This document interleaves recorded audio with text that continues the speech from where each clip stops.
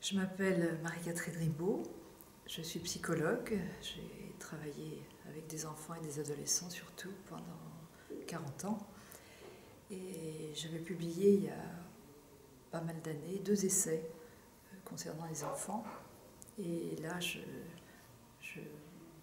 publié une nouvelle aussi, c'est en septembre dernier, qui s'appelle Mariage arrangé et là je viens de publier chez l'Harmattan J'ai serré les poings et les dents.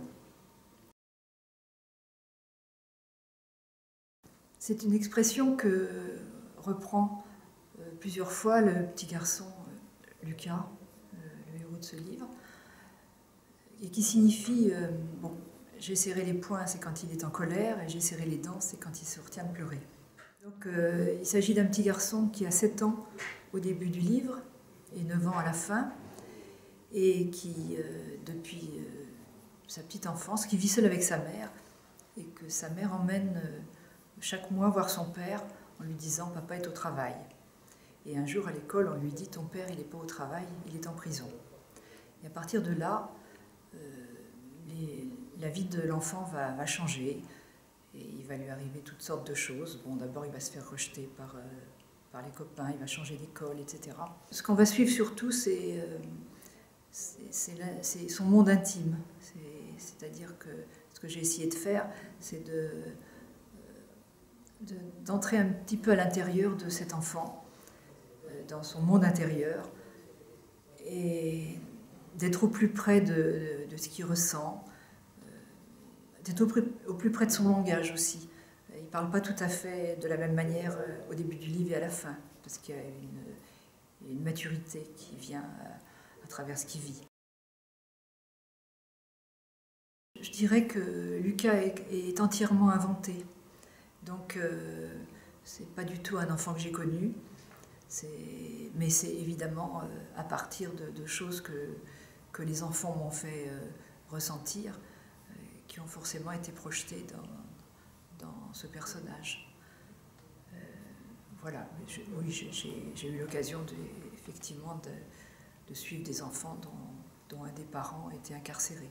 Je ne décris que ce que voit et comprend le petit garçon. Et il y a par exemple des choses qu'il comprend vers la fin du livre sur sa mère, par exemple sur la vie de sa mère, sur sa naissance, des choses qu'il ne sait pas, et que petit à petit il apprendra. Et donc les personnages autour de lui sont, comment dire, vus de ses yeux à lui, donc forcément subjectifs. Voilà. Alors il y a un certain nombre de personnages autour de lui, parce que bon, ce qui est essentiel, enfin ce qui m'a paru essentiel, c'est les rencontres qu'il fait dans sa vie. Donc il y a des mauvaises rencontres, évidemment, puisqu'il change d'école, il est mis dans une école où il y a d'autres enfants difficiles, il se laisse un peu influencer, bon. Et puis il y a des belles rencontres qui vont changer sa vie.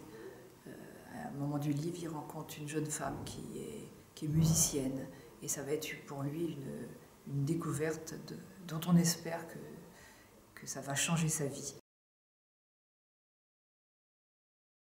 L'essentiel pour moi, c'est de rentrer à l'intérieur de la tête d'un enfant, dans son monde, et d'essayer de le traduire au plus près de ce qu'il ressent, aussi bien au niveau des sensations que des sentiments, de ce qu'il vit et de la façon dont il voit les gens qui l'entourent et le monde.